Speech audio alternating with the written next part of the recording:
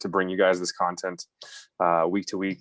I think having this every week has been great. I'm excited to see that it seems like viewership is growing, and it really seems like people are responding to a lot of this. And I think it's just because Jim has a lot of really great content that is kind of difficult to find otherwise. You know what I mean? So I think a lot of people have a lot of questions about the business side. Creatives generally don't like dealing with it, but I think Jim breaks it down in a really great way. And so over here at Digital Pro Lab, we also want to be a resource to you guys as well.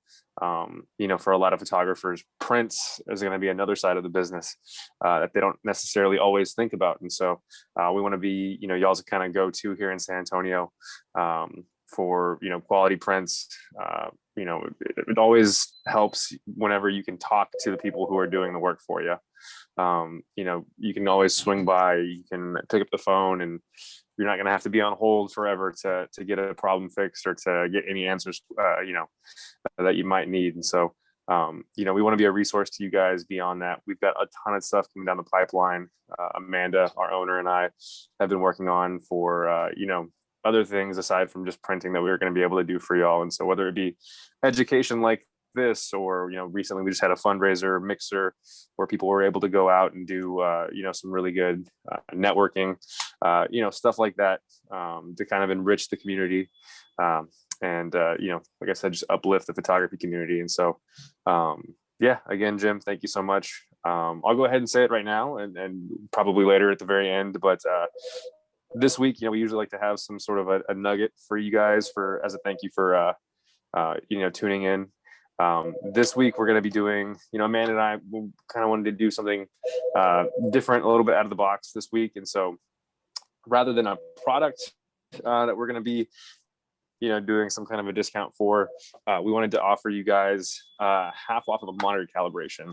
So I'm not sure if, any of you out there are familiar with monitor calibration, but it's actually one of the most important steps. And a lot of times it's a step that's skipped over that will kind of doom you from the beginning if you don't do it, if you're printing. So monitor calibration essentially is making sure that your colors are in tune with the printer that your prints are going to be coming out of.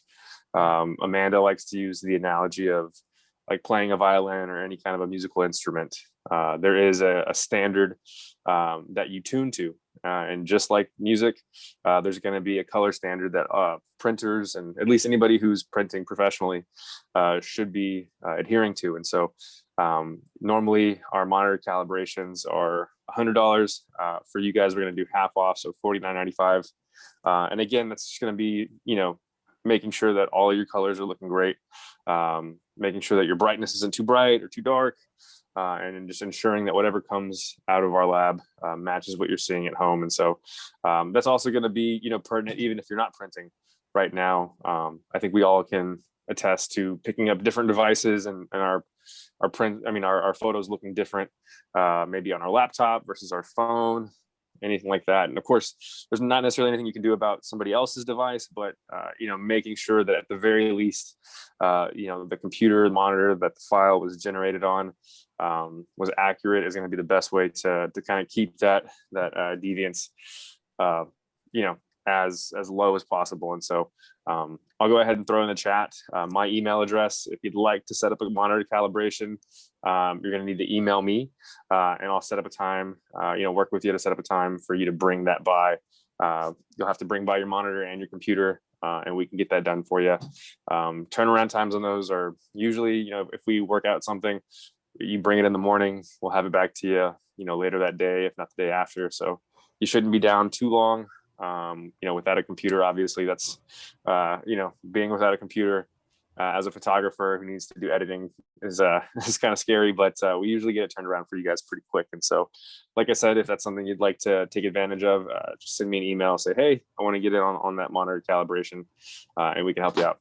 Thanks, Jim. Awesome. Thank you so much, Javi, for always having something special to share with those who are here on the Portrait Profit Show. We appreciate Digital Pro Lab and what they do for the San Antonio photography community. So you guys rock. Yeah, no problem. All right. Well, we have something special, and we always bring something special to you. And it's special because it uplifts you as a photographer. It helps you become better. And when you share this with other people, you lift the entire photography community. When every other photographer knows what's going on, they know what steps to take, they know how to charge, it uplifts everyone. And it tells our clients what it is they actually need to know. Do you know that most photographers have a price that is actually so low that there's not even the potential for them to ever make a profit? Now, I understand if you charge $200 for something, you feel like I've got $200 more than I had yesterday. So Jim, you don't know what you're talking about. Take a business class and you'll understand also. It's not a gross amount that defines how much money you have in your bank account. It's what's left after taxes and expenses. That's how much you actually made, not the total. And most of us forget to pay ourselves, and some of us don't pay taxes. That's not what we're here to talk about today. I'm not here to guilt you if you're not doing that. You do what you feel is right.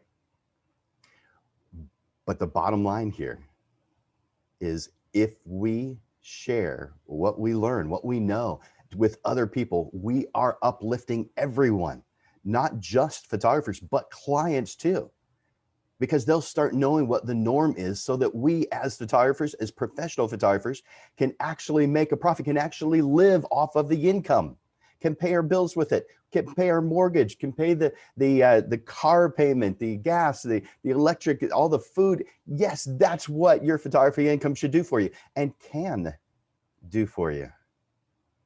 It's up to you. Today, we're talking about the portrait planning session. Now, at this point in the process, you've already talked on the phone or emailed, texted, visited with, or somehow communicated to your prospect, and they've agreed to meet with you. Congratulations. Now you must take a few steps to make sure that the next part of the process is successful. The planning session, what I often refer to as a design consultation, is another opportunity to build a strong working relationship. It's essential for two things. One, the creative process for you. And two, the experience for your clients. I believe that you should consider custom portraiture as a collaborative work between you and your clients. Now, I want to talk about why I believe that you should do this step. The reason is so you can create something specifically for them, not a cookie cutter process like almost all photographers unwittingly do. I don't believe they feel like theirs is a cookie cutter process. But if there is no planning for each individual custom job, then it's a cookie cutter process, meaning you're doing basically the same thing every single time. Planning is what makes the difference. Planning is what makes me have at least the potential to be better than the next guy, because I can press the button just as well as the next photographer. What's the difference between me and them? The planning process. I know my destination, and I've planned a path to get there. Everybody can press the button, but not everybody knows the family or the individual or the couple, as well as someone who has sat down with them and planned it out.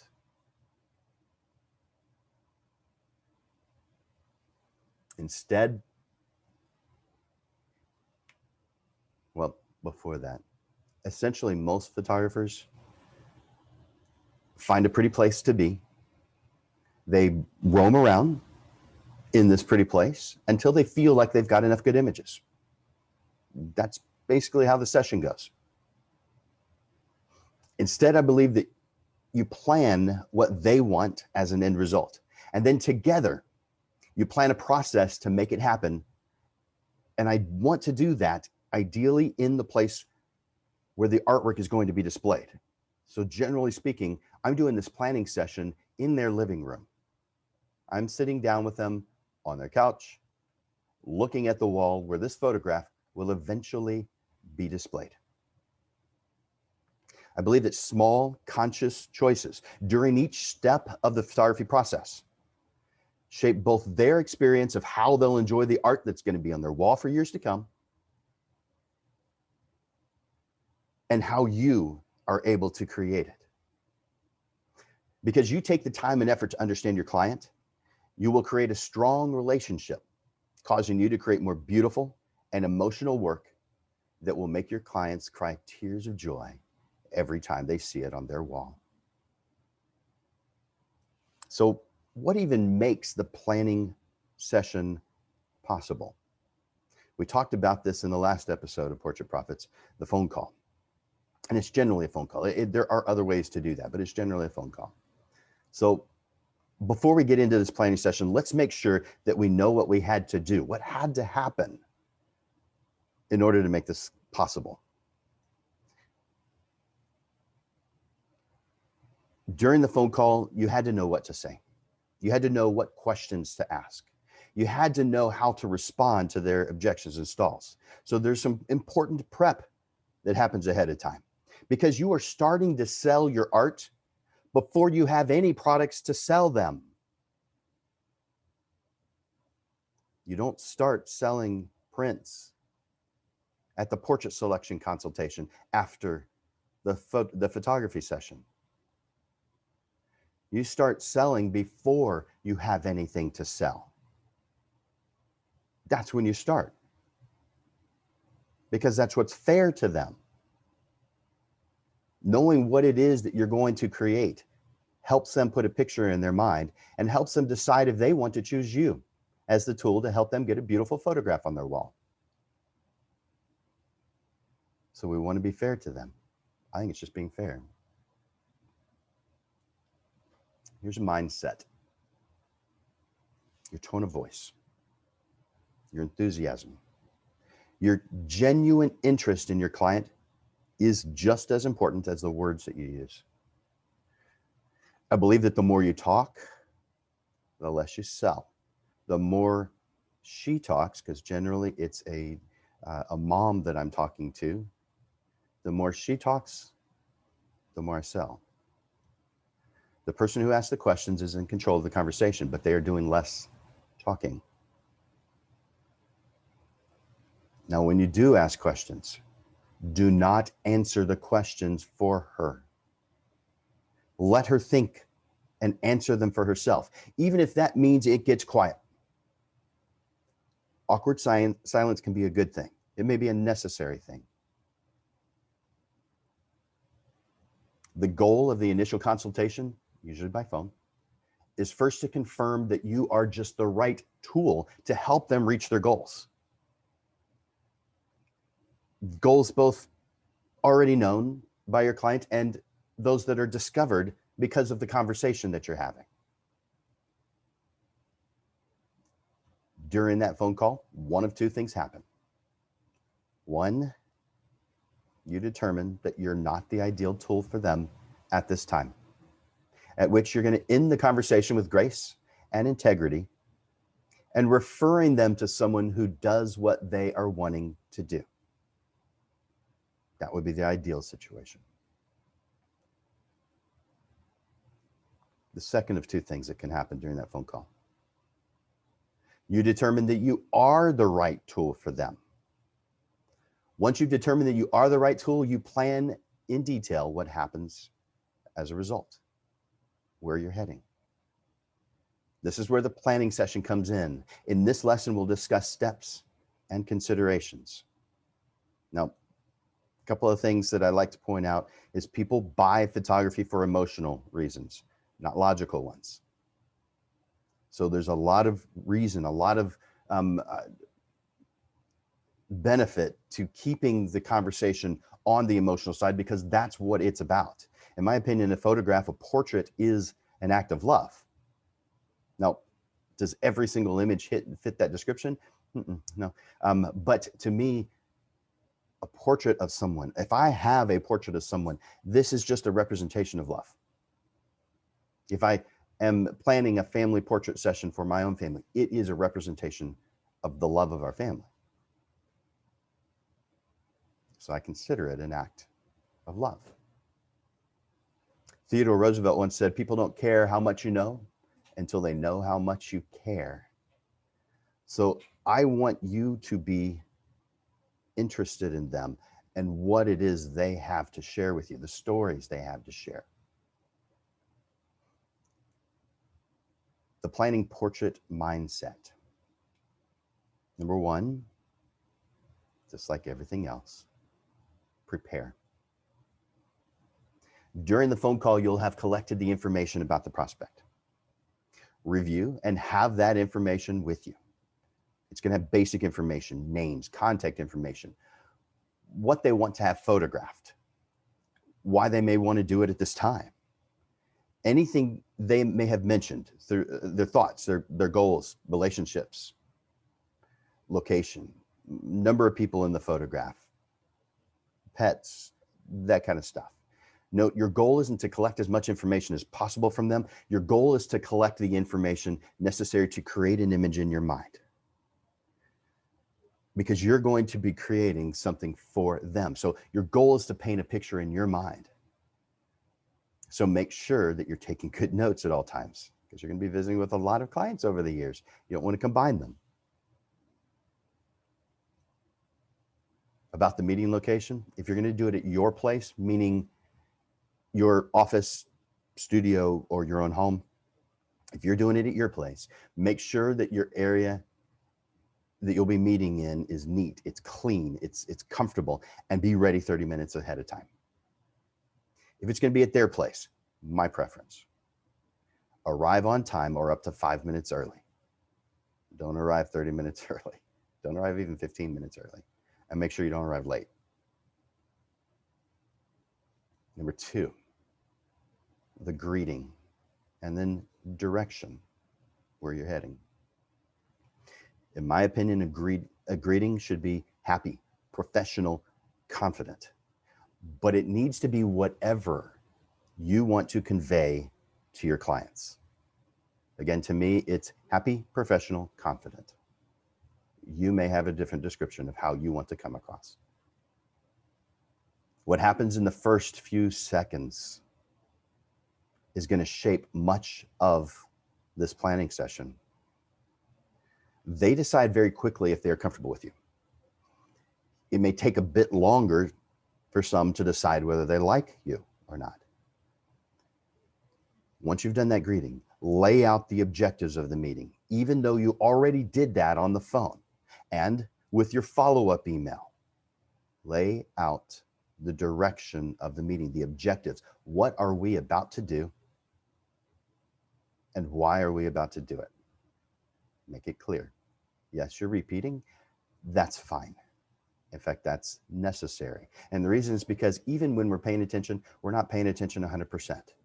There's times when you're listening to me right now and your mind travels off into something that I said, and I may have mentioned something and your mind travels off into that thought.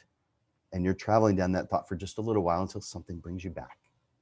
During that time, you're not listening at 100%. Yes, you can hear, but you're not collecting 100% of that information, and neither are they. So repeating is something you do to make sure that they understand. Number three, I want you to observe, watch, listen.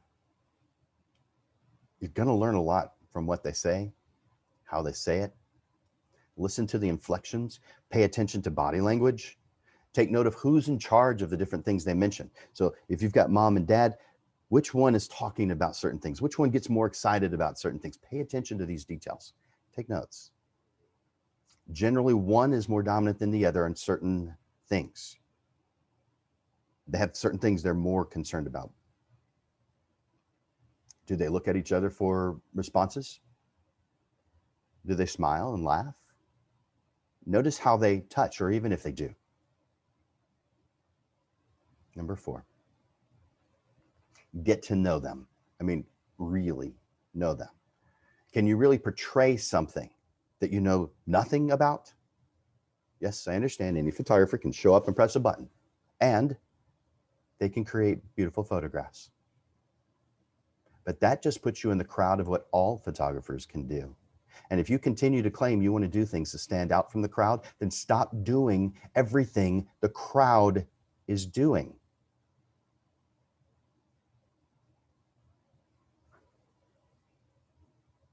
Understand your client beyond their portrait session. Get to know their world. Ask them questions that are both broad and specific about who they are, what they enjoy doing, what they've done in the past, their treasured memories, and what they want to do in the future. Understand the relationships between them. Find out how they like to spend time together. Would they rather stay at home watching TV or get out and find something exciting to do? Either way, find out what they enjoy doing together. Now, that's for families. If it's an individual high school senior, then you find out what they like doing, period. But if it's more than one, what they like doing together. You're creating a vision in your head. And it's easier when you know who your client is. In fact, you make it possible when you know who your client is. This planning session empowers you to create images that, and experiences that reflect them. When your clients enjoy the portraits on their wall, you want them to not just see how they looked then, but how they loved. After all, a portrait is often an expression of love. And for a couple or a family, it is a representation of their love. However it is they choose to share that with each other. I think one of the most important questions you can ask, especially in a family situation, is not about the photography session. That's your job. Ask them about their importance, what's important to them. So if I'm photographing a family, one of the things I'm going to ask is what's most important to you about your family? Now, if I'm photographing the senior, what's most important to you about your senior year? But what's most important to you about whatever it is you're going to be photographing? What's most important to you about your family? I get to find out certain things. I get to add more of a picture in my mind when I have answers to questions like this. Number 5, focus on what's most important. Oh, wait, this is mindset still. Focus on what's most important. Guide them with confidence and convey understanding. Once you understand them, start discussing your thoughts on creating wonderful images that they're going to love. Comment on the style they want, the elements that they want to include, while you educate and guide them on what's coming. What will you do? What do you expect of them? When will they hear from you? Share the process so they have a good understanding. This is essential for a positive experience for both the photographer and the client. How long do things take? How much can they plan on investing? Money is an important variable. We all know that. This is about client education. So make sure that you're using proper vocabulary. Proper vocabulary is up to you. You get to create your own dictionary, but follow it. In my classes, one of the things we do is create our own dictionary. We give everything a name. Every single piece of the process has its own name. For instance, I don't say previews or proofs or anything about or any other thing about the images that they see in the beginning. I call them originals. They see the originals. They haven't gone through the final stages of fine-tuning artwork yet. They're looking at originals, and originals never leave my control. If you were a painter and you weren't finished with the painting, would you ever release that painting? Of course not. Then why do photographers do it? I don't know. We're creatives and we're intelligent. We can justify anything, even not completing our work. Go figure. but use proper vocabulary. Proper vocabulary, again, defined by you. Make sure you're calling things the same thing every time. I don't like to say pictures about my photographs. Pictures is what the next photographer creates, and they're good. I create photographs, and they're better. Simply because the vocabulary is. You will be perceived by the words you use. I guarantee that. Now let's get into the steps. The portrait planning steps.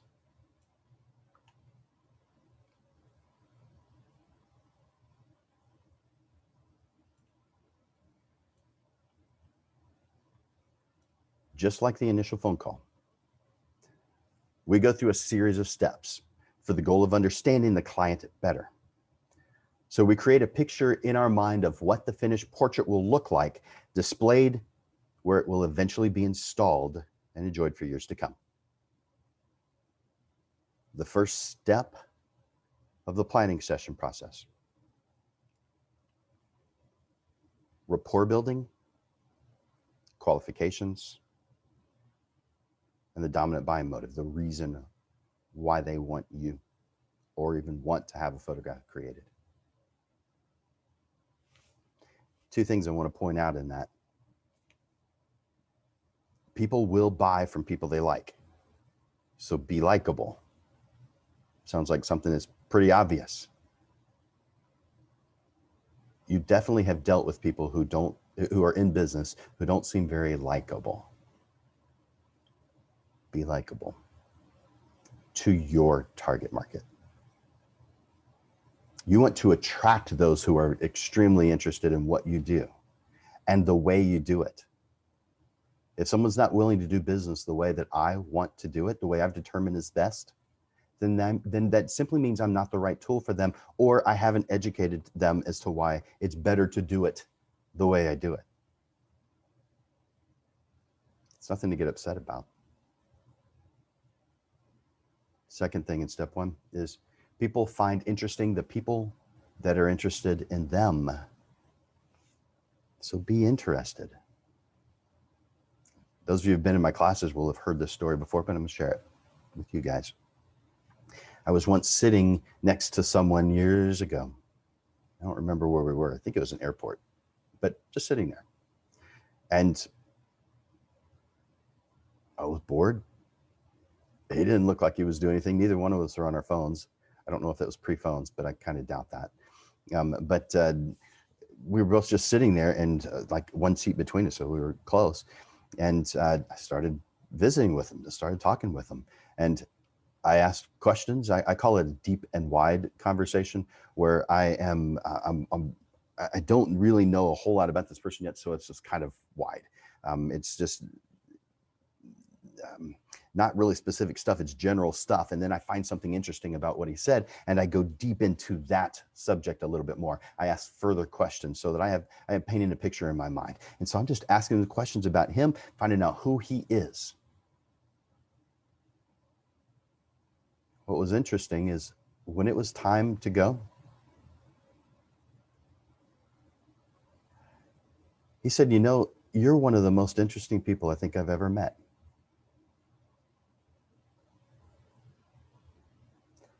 But he doesn't know anything about me. How could I be interesting? Perception beats truth. Whether he knows anything about me or not, he perceives me as interesting because of one simple fact: I was interested in him.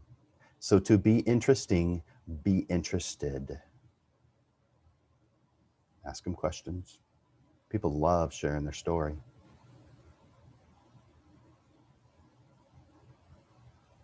Step two. Interest, emotion, enthusiasm. Get the prospect excited about working with you. Once you've determined that they're a good fit for you, talk as if you're already going to photograph them. I hope that makes sense. At the end of a portrait planning session is when I ask for money for the first time. So they haven't paid anything yet. They can determine that they don't want to do this at any time, even after they've paid. But that really doesn't ever happen.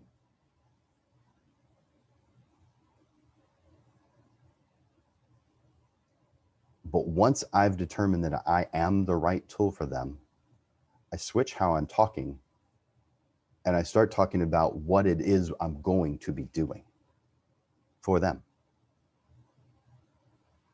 I start visualizing. I start seeing what it is we're going to be doing.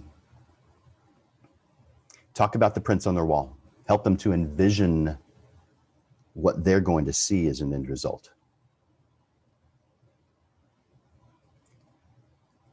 At this point, I usually walk around the house. Now, if they already know where they want to have this portrait displayed, then I'm looking at that spot and I'm determining if I agree that it's the right spot. After all, they're hiring an expert. I'm not an accommodator where I do everything that they say. I have a path. I've got a process that I know is the best that I can do. Any deviation from that process has the potential to reduce my best. And I'm not willing to charge people the amount I'm charging and give them less than my best, even if they asked for it. Doesn't matter. I'm going to do my best work with a period at the end of the sentence. I'm not an accommodator. I'm a professional photographer. So I'm not accommodating every request. If it is a request that I can do that keeps me at my best, then I will accommodate that. This depends on what the accommodation is. So walk around the house, decide where you want to have the print displayed. You may need to share where you feel the portrait is best displayed. Share your thoughts, even if the ideal location may be, there may be something already in that location. And that happens sometimes. That happens a lot because people have stuff on their wall already. So when we're walking around, if they don't have an idea of where they want it yet, then I suggest the place where I think it's going to look best. It's always a place of prominence. Is, after all, is their family portrait. It's the representation of their love. I don't think it deserves to be in a dark hallway.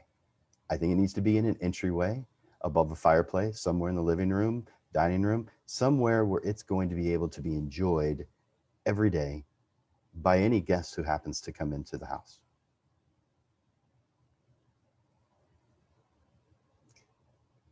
Once we've done that, there's still several more things, several more steps in the process, but I want to give them an indication of how much they can plan on spending. And I don't use the word spending. I use the word investing. And I use these words. Before we go any further, can I give you an indication of how much you can plan on investing? And they always say yes to that. They want to know. Now, I've already done that during the phone call. So why am I doing that again? Because I know more now than I did then. I know the place where it's going to go. And once I've seen the place where it's going to go, I know what size it's going to be. And once I know what size it's going to be, I can give a better estimate on how much they'll be investing. So that's why I do it again. And that's why I do it at this point. One more time. Before we go any further, can I give you an indication of how much you can plan on investing? They say yes. Most people who are looking for something similar can plan on investing between, and I give a range. Now that range is based on your price list. On mine, probably between $800 to $1,200 on the low end and $2,000 to $5,000 on the high end. But I am specific with I'm more specific with the number because I already know what what size they want, and I know a little bit of about what they're trying to accomplish. So therefore, I'm more specific. Since we're not in a home right now, looking at a wall right now, that's why I'm giving you these general numbers. But I want you to give a ballpark figure that makes sense. a range. So most people in your who are looking for something similar can plan on investing somewhere between $1,200 and $5,000 and receive a larger one for themselves and a few smaller ones as gifts. Does that fit within your budget? And yep, I say it all the way out just like that. No skips, no breaks, nothing. I say it all the way out. So again, once I said yes to hearing what the price is, most people who are looking for something similar can plan on investing somewhere between $1,200 and $5,000 and receive a larger one for themselves and a few smaller ones as gifts. Does that fit within your budget? I want to know, is this what you're thinking? Is this what you planned? Is this something that you could do if you liked the photographs? Now, at that point, they're going to answer yes, no problem.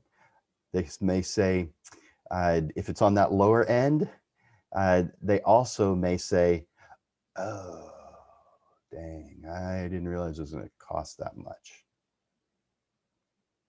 So therefore, you need to be prepared with intelligent responses.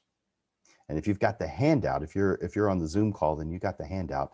Down at the bottom are questions that people may ask or responses people may give and how you respond to them. Several different things is on the bottom of this. We may go through those, we'll see. The third of the 4 steps is the vision. The vision. Based on what you know so far, share the factors that will be most meaningful to her.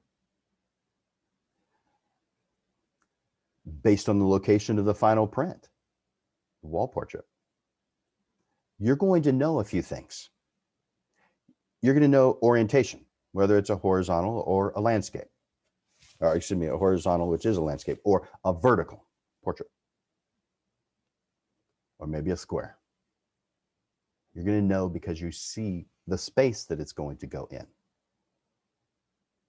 I remembered a story from a few years ago, not that long, where we did the planning session in their home, which is where I like to do that. And they shared with me the spot that they wanted it to be. Not the ideal spot, in my opinion. However, based on how their home was decorated, it was appropriate for them. But it was a little bit high. It was above an arched doorway, no door in it, an arched opening. They were going to have the photograph there above it. And they had the same thing on the opposite side from a photograph they had done years ago. And so they were just matching what they already had. Makes sense. If they didn't have that, I wouldn't have suggested that. But it made sense. The place they wanted it made sense. But the place they wanted it, it was very clear, the orientation. It was a horizontal. Had to be horizontal. A lot of photographs are done horizontal, a lot of them are done portrait. But I knew where it was going to be displayed. And so therefore I knew that family portrait had to be horizontal and actually a little bit skinnier than normal. I knew ahead of time what the orientation was. I knew ahead of time what size it was. I knew. I had a tape measure with me. My tape measure has Landers Photography logo on the side, which clients think is kind of cool. But I measure the space. I know exactly the size print I'm going to create during the planning session. Why wait to find that out afterwards when you can find everything out ahead of time?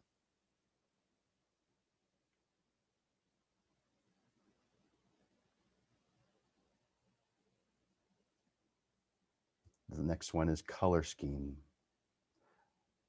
I know where it's going to be displayed. So not only do I know its orientation and its size, I also know the colors of the environment.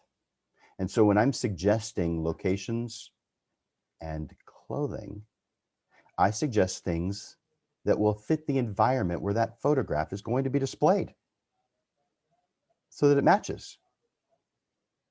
I mean, let's say instead of selling photographs on someone's wall, I sold couches. Would I ever suggest a couch that didn't match the other things in their room? Of course not. And a couch is just a place where you put your buns. No relation, not even close to being close to the importance of a family portrait. A family portrait is the representation of their love. A couch is going to be in their life for 10, 20 years, and then they'll replace it. Hopefully they don't ever replace that family.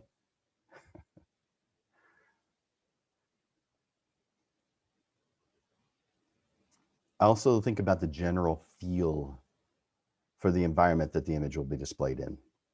This also helps me with choosing frames. And I do that part too. I help them with that choice. They can choose what they want, but I often will say, I know the perfect frame. Now, this is during the portrait selection consultation. I know the perfect frame. And I'm going to put it in it. And I'm going to charge you for it because I don't pay for people's frames, of course.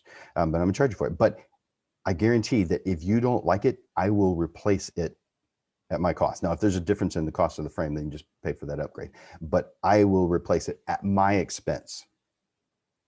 But I know the perfect frame for this photograph that I'm creating for you that goes perfectly in this room. Will you allow me to do that?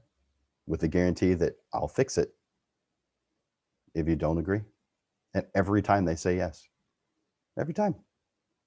So I don't need to bring in a whole bunch of frames during my portrait selection consultation, but that's for another episode. In fact, 2 more episodes into the future, that's when we'll be doing that one. Now, because I know this environment, I'm going to be able to suggest clothing. Because I want their clothing to match this environment. I want to plan all this so that they have just the ideal thing for this space. It's possible that you'll wind up in their closets helping them choose clothes. So I'm suggesting colors. I'm suggesting both pants and shirts, but I'm suggesting these based on where the location is going to be, both the location of the photography session and the location of the print. I'm suggesting clothes that are going to match this. So a couple of times I've wound up in closets. One closet was, man, I'm remembering one particular closet. It looked like it was about to be photographed for some closet company. It was the most beautiful, perfect closet I'd ever seen. Of course, this guy was an accountant. So yeah, and it was the guy. It was the guy's side of this closet, walk-in closet, was ridiculously perfect. I've never seen anything like this before. I mean, everything was about 1 inch or 2 inches, max 2, probably 1.5 inches apart from each other. I mean, perfect. You could take a ruler to it. It was so perfect. The colors would just gradually, like on the shirts, they would change from white to the light blue they would just gradually change. And he had dress shirts and golf shirts separated. It was wild how perfect this thing was. But again, he's an accountant, so I guess that makes sense. I'm sure not all accountants are like that. So my goal and their goal is for them to look the very best in these photographs, and clothing plays a major role in that. So yeah, sometimes I wind up in their closet. Not normally at all. Location to match the orientation, the general feel, and the environment that the image will be displayed in. So where are we going to be doing this session? I want the colors in that environment to match the colors in their living room or wherever it is they're going to be displayed on their wall. And then posing, how I pose them. Because if I know that I need a horizontal photograph, then I'm not going to be doing vertical posing. And that one that I'm describing where it was above the arched opening, they're sitting in the grass. Their house is behind them. They're in the backyard. You can see the pool out of focus in the background and their home behind that out of focus in the background. And a big, huge oak tree coming up one side, framing the image. Posing. So this vision. Step 3, we are creating the image in our mind and we are conveying that to your client.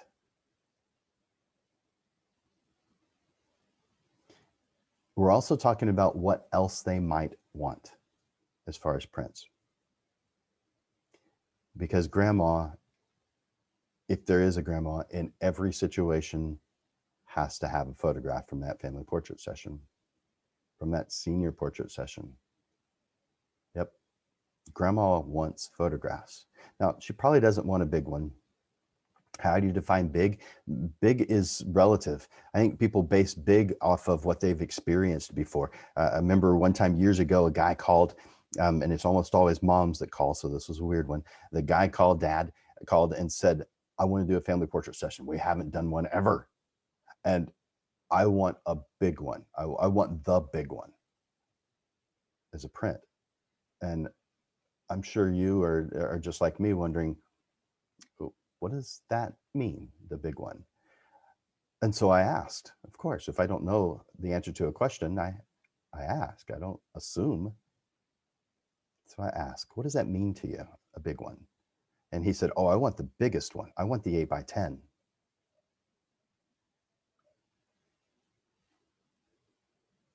What?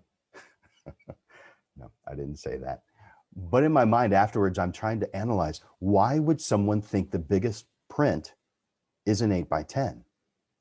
I think the only way that is possible is if they have very little experience with professional photographers. And maybe so limited that it was only in school where they saw the portrait photographer doing the yearbook photographs. And when you see that list of things that they can buy, a lot of times for a lot of different photography companies, the 8x10 is the biggest one. Now, a lot of them now have 11x14s or that weird 10x13 size, and some even more than that. But for the longest time, 8x10 was the largest size you ever saw on those. And so I think that might be the reason why he thought that was big. But big is based on how it's going to be used.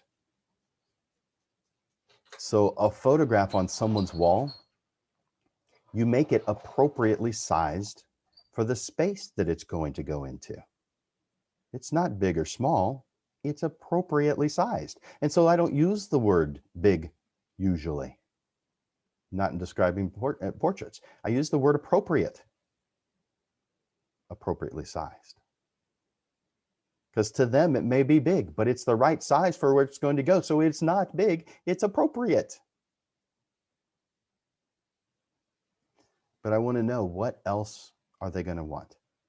Does Aunt Susie want one too? I want to know ahead of time.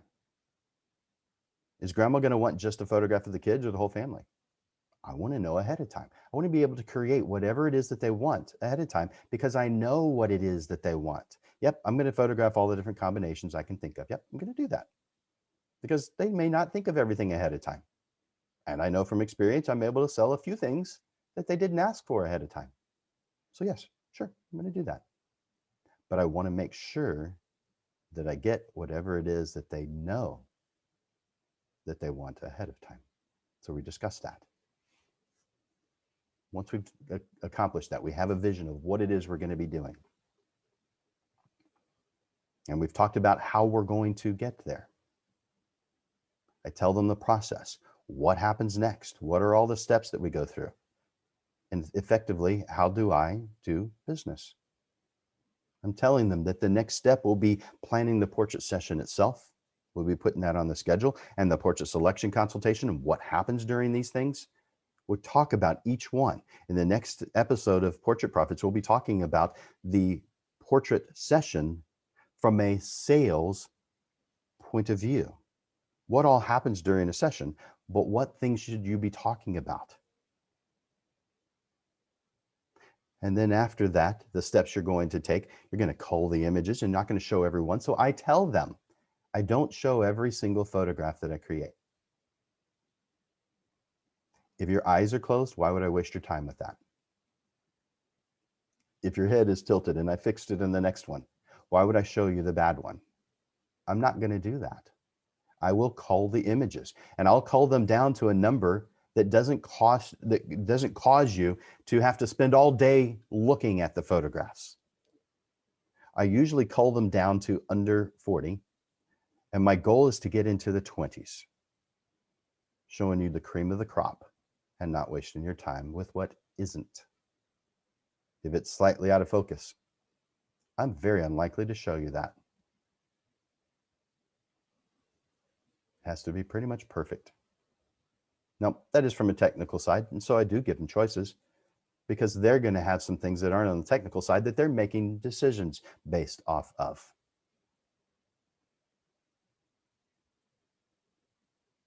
But I'm telling them what is going to happen next throughout the entire timeline, the entire creative process. The next step, the photography session, what happens there? The step after that, the portrait selection consultation. What happens there? What are the different things that we're going to be doing? Now you get to define what it is you're going to be doing. So the things you say may be quite different than what I say. But I define, what are you going to be doing? I want them to know ahead of time. I also want them to know at the end of the portrait selection consultation, that is when they'll be paying for their prints. Make sure you have your credit card handy. I might say that, but I'm very clear that that is when you pay for your prints. Now, sometimes people do a payment plan. Maybe they split it up into 2 or 3 payments. We do that. We do that sometimes. And yes, I do discuss this during the planning session, because I want them to have a clear picture of how I do business. I don't want any surprises. I want them to know how much they're going to pay. I want them to know how much time it's going to take, how much responsibility. I want them to be aware of what this is, why we're doing it this way. And I want them to make an educated decision on whether to work with me or not. They're just choosing a tool off the shelf. Am I the right tool for them to help them reach their goals? If so, then we move to the close. If not, then it may mean that I need to do a better job of describing what it is that I do. Most of the time, though, at this point, they're ready to go. And so that's when we move into the close. Make sure that when you move into the close that you don't all of a sudden become a different person. Don't change your voice. Don't sound everything smooth flow, nice smooth flow. Everything is just normal. It's normal. This is just how you do business. So your voice shouldn't change. Your tone of voice should be identical. But don't be disappointed if she says, I'm not quite sure just yet. Tell me more about this. The price is just a little bit more than what I was expecting. Don't be bothered, even though you've gone through all those steps. And you've already asked her earlier if she was okay with the price, and then moved into the vision. Even if she brings up price at that point, don't be bothered by that. It's just an opportunity for you to share more about what you do and make sure that you convey it properly to your client.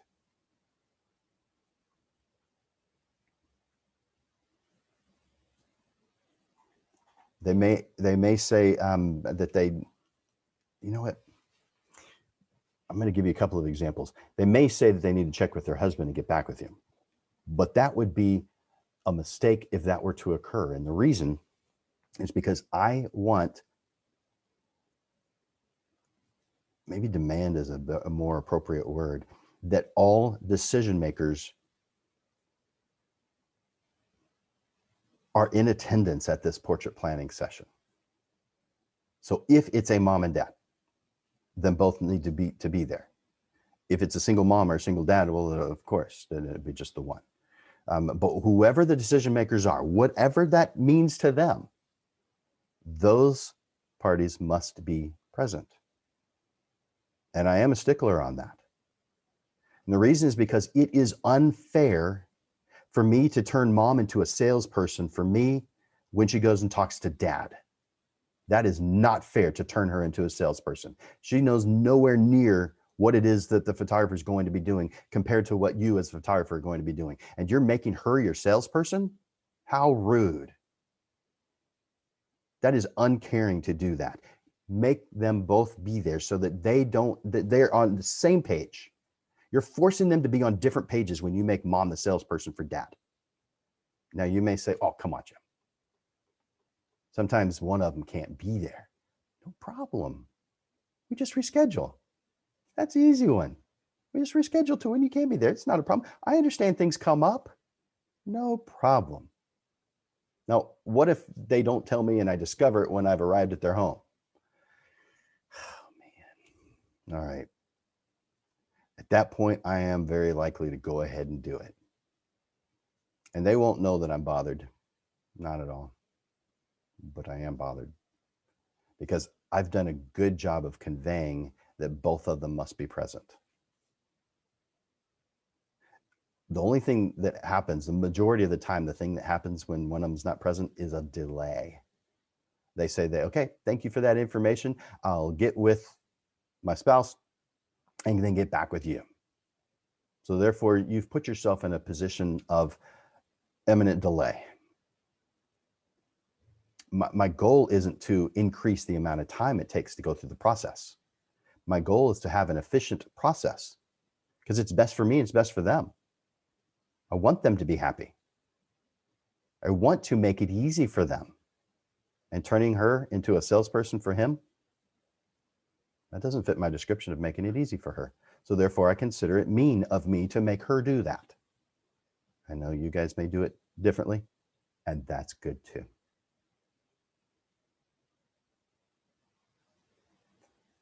Once they have agreed,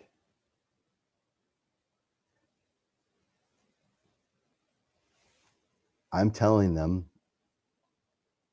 and I've told them during the phone call beforehand, that at the end of the portrait planning session, if they want to move forward, if they want to book the photography session, that is when I'm going to be asking for the creation fee. So this is the point where you ask for money. Now, let's be real clear. Not every photographer charges a creation fee. You charge the way you charge. By the way, if this is a mini session, I wouldn't go through all this trouble. Not at all. My goal of the mini session is to cut corners, to make it take less time. My goal of a full session is to do it right in every way that I can think of.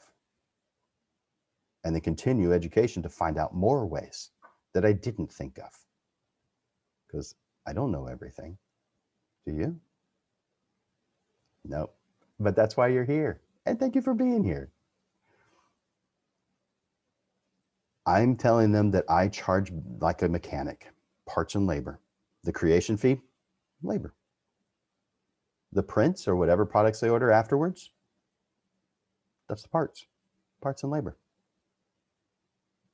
I charge a $400 creation fee. And that's just for the time it takes me to go through all this process. And the process is not just the photography session.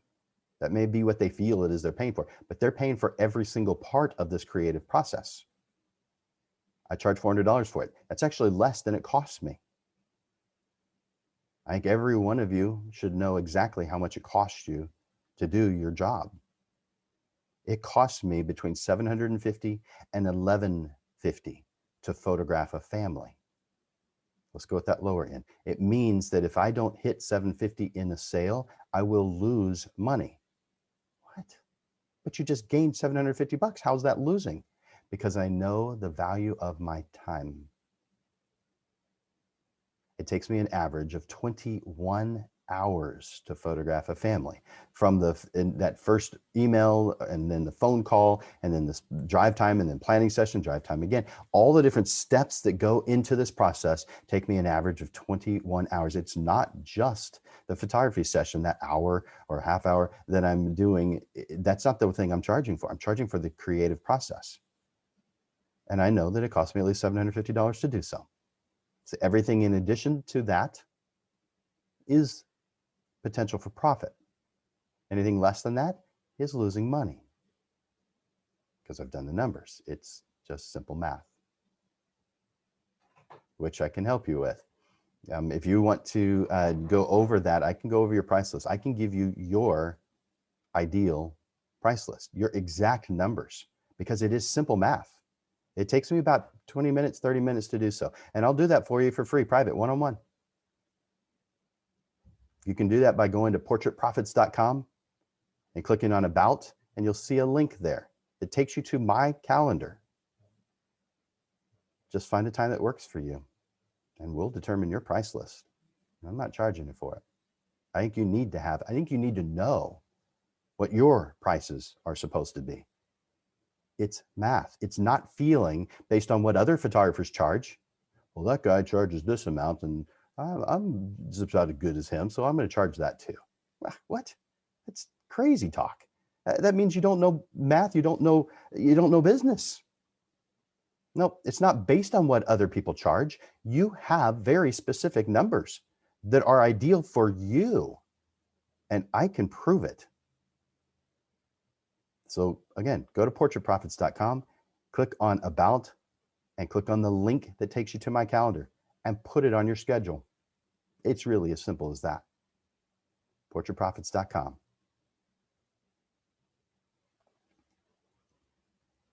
So we're asking for the creation fee at this point.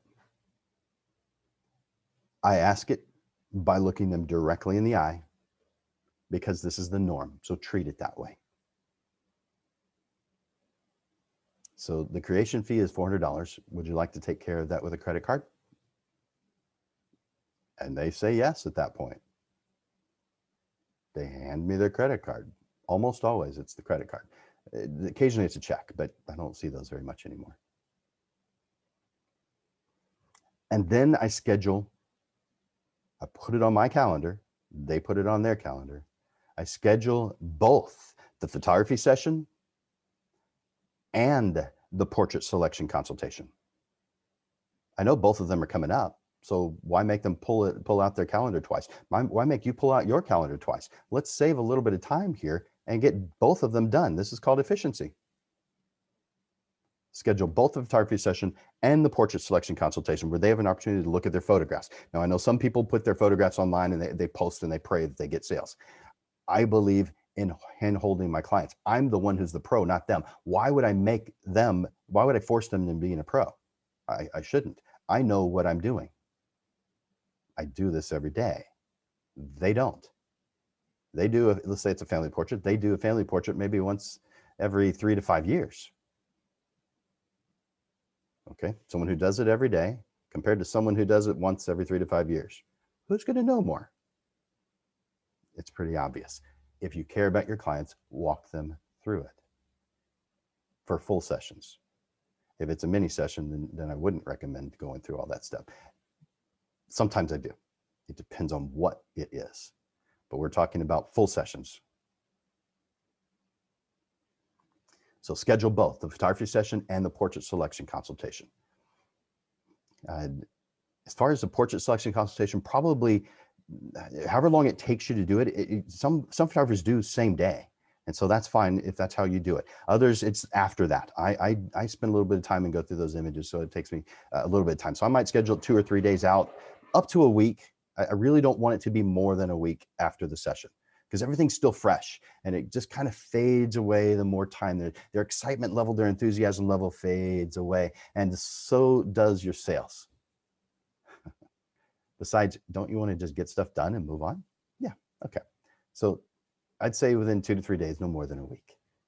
And then whatever contract that you have, whatever agreement, I like to call it a contract and agreement, get them to sign it. And yes, I believe that you need that. Go back 20, 30 years, maybe you didn't. For the most part, I didn't at that point. But today, yeah, please get that. You could go to thelawtog.com, thelawtog.com, and get all kinds of contracts. Anything related to TOG is short for photographer. So this is a lawyer who's also a photographer who has written all kinds of legal stuff. Now, it isn't cheap, but it's cheaper than hiring a lawyer to do it for you. So it's good, really good stuff. Yeah, you might tweak it. You're going to have to tweak because you got to change your name. But yeah, this is something I believe that you need, and this is where you get him to sign it. Sign the confirmation agreement. Now, if you have the handout, you can see all the objections and stalls, responses, all that kind of stuff there, the money objections and how I respond to them, or suggestions and ideas about how I respond to them. But I have, after that, homework. This is for everybody. 4 things. Number 1, I want you to take the time to describe the planning session from your client's point of view. This helps you discover any gaps in how you want them to experience this. Describe it from their point of view. What are they seeing? If they were to write a summary of what it is they experienced, what would you ideally like it to be? And then you make it happen by moving to the next step. The next homework action step is write out your steps, your planning process. You may think that would be the place where you start. Nope, write it from your client's point of view first, and then write out the steps for your planning process. Number 3, I want you to anticipate questions. I want you to anticipate objections. I want you to anticipate stalls that a client may say. Anticipate what they are. Write them down. What could they ask about? What could they say? And then answer them by crafting an educated and knowledgeable response. So that's anticipating the questions. That's number 3. And number 4, finally, number 4, is practice the planning session with a friend. Go through the entire process with them, including the session, including showing them their photographs, including installing it on their wall. The whole thing. All of these, by the way, the portrait session is what we do next in the next episode of Portrait Profits. That's next Monday, and that's the second Monday of the month, which means it's going to be at 6:30. So make sure that's on your calendar. 6:30 on Monday next week. We're going to be talking about the portrait session itself from the sales point of view, one you might not have thought about, because we always think about it from the photography point of view, but do we think about it from the sales point of view? It might be different for you. That's next.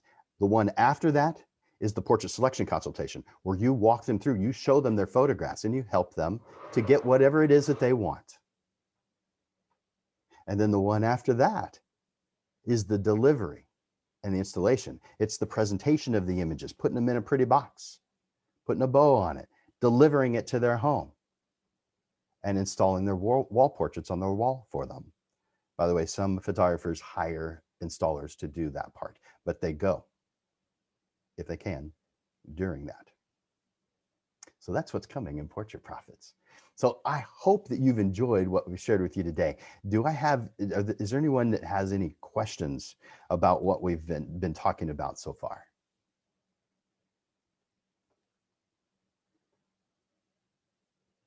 And by the way, if you have a question, you're welcome to unmute yourself and ask. Or put it in chat. And by the way, I'm not monitoring the Facebook feed. And so if you're watching based from Facebook, I'll probably eventually get over to it and answer it afterwards. But as far as live, I'm only on the Zoom call and responding. Steve, did you have something? Question.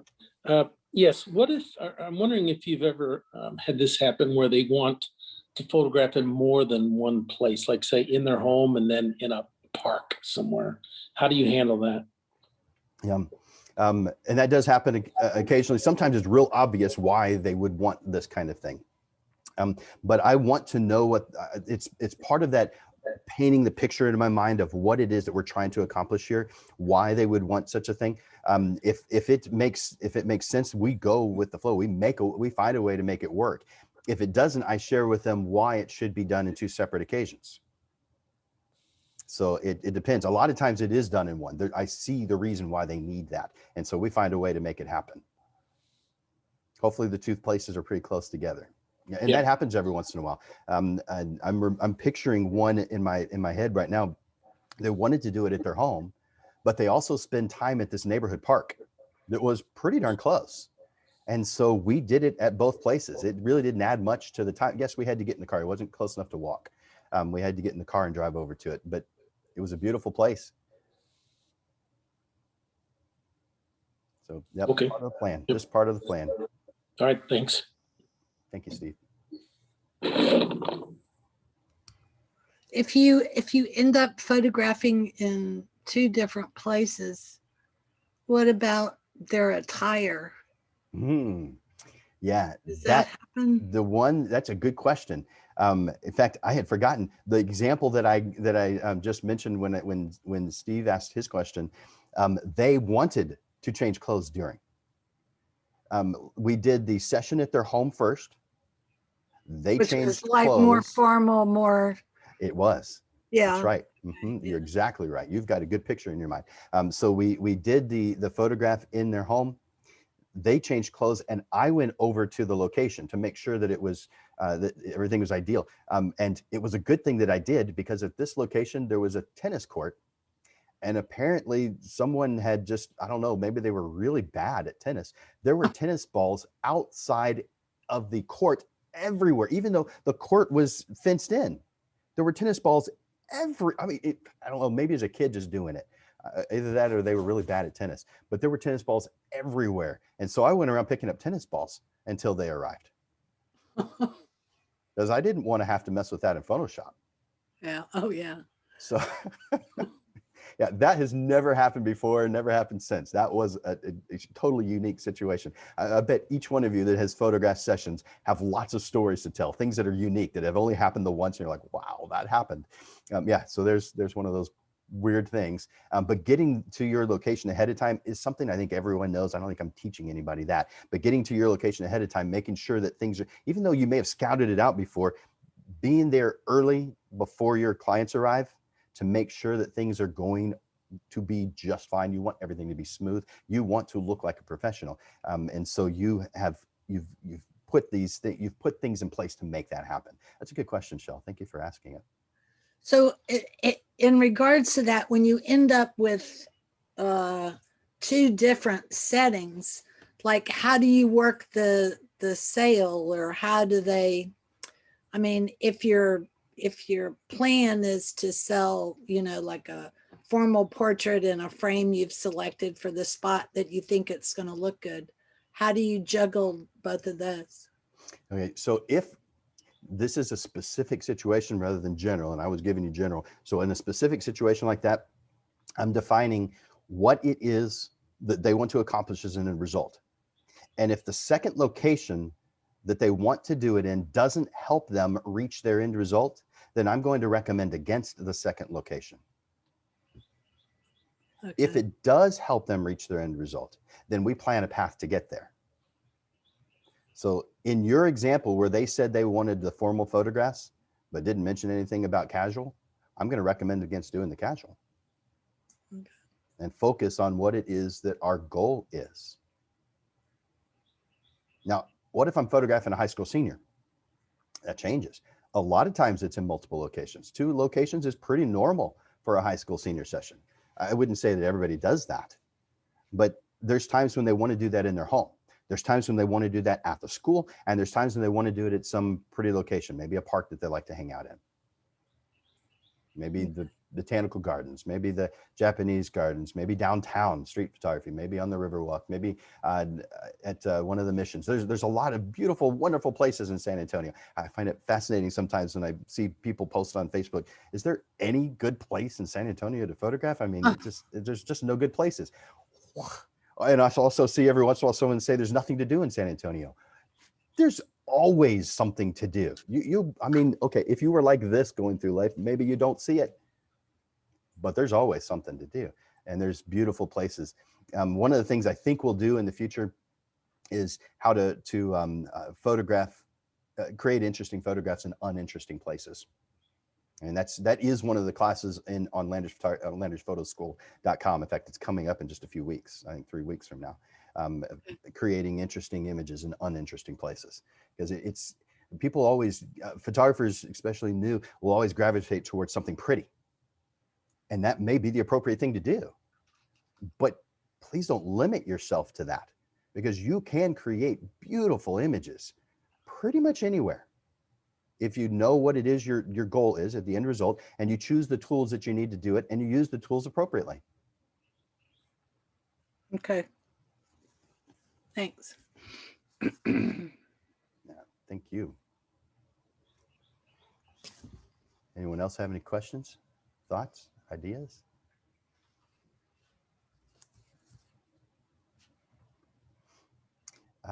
If not, I want to share a couple things. I recommend that if you want to have a getaway this summer, that you get away with Pagosa Photo Workshops at pagosaphotoworkshops.com.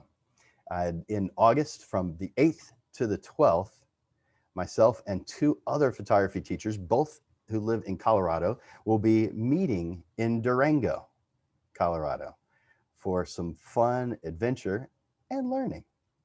So go to pagosaphotoworkshops.com. And I think I have that. I'll just put that right here. pagosaphotoworkshops.com.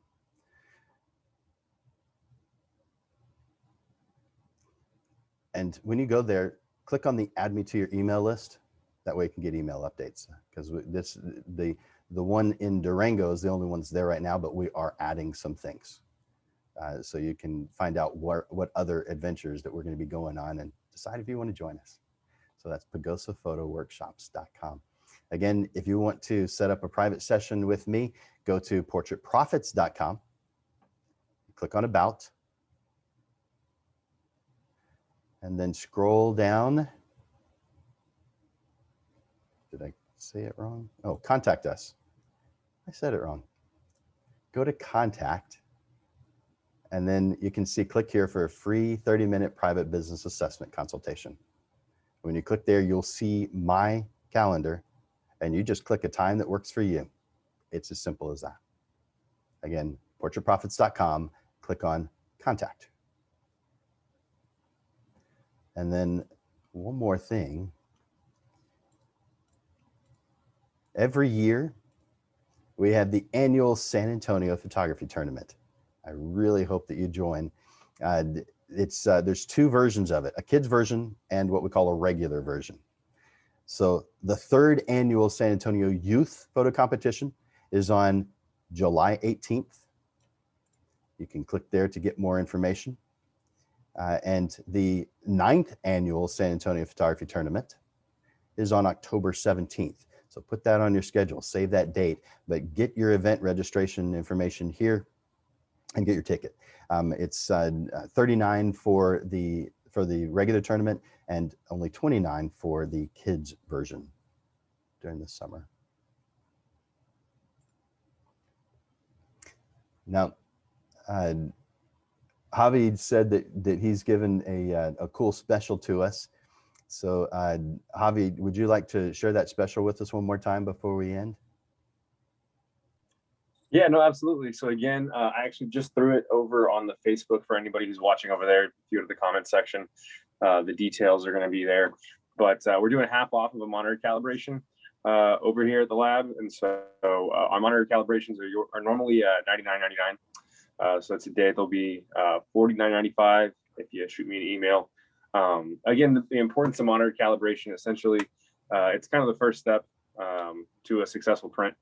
Obviously, as Jim mentioned, he prints everything that he does, and it's going to be one of the most important parts to making sure that, especially for portraiture, skin tones, things of that nature are very, very easily influenced by shifts in color. And so you may be doing just a ton of work in your post-processing to make sure that skin tones look great, just for you to maybe print and find out, oh, my monitor runs a little bit magenta and cold, and so now I've got these kind of purplish skin tones, or maybe it's the other way around. So monitor calibration is extremely important to getting an end product that matches what you're seeing on your monitor. And so again, we do those all the time. If you'd like to take advantage of this, just email me. My email is in both chats. It's Javi, Javi at digitalprolab.com. And just say, hey, I'm interested in getting the monitor calibration, and we can set up a time for you to come by and do that. Turn around. If you need it back by a certain time, we can always work to make that happen. But it's usually bring it in the morning. We can have it back to you by end of day, if not early the next day. And so, like I said, shoot me an email and we can get you slotted in for one of those. Awesome. Thank you so much, Javi, and for bringing that to us, and Digital Pro Lab for being such a great thing to have in the San Antonio photography community. We love you guys. All right, so I guess that brings us to the end of this episode of the Portrait Profits Show.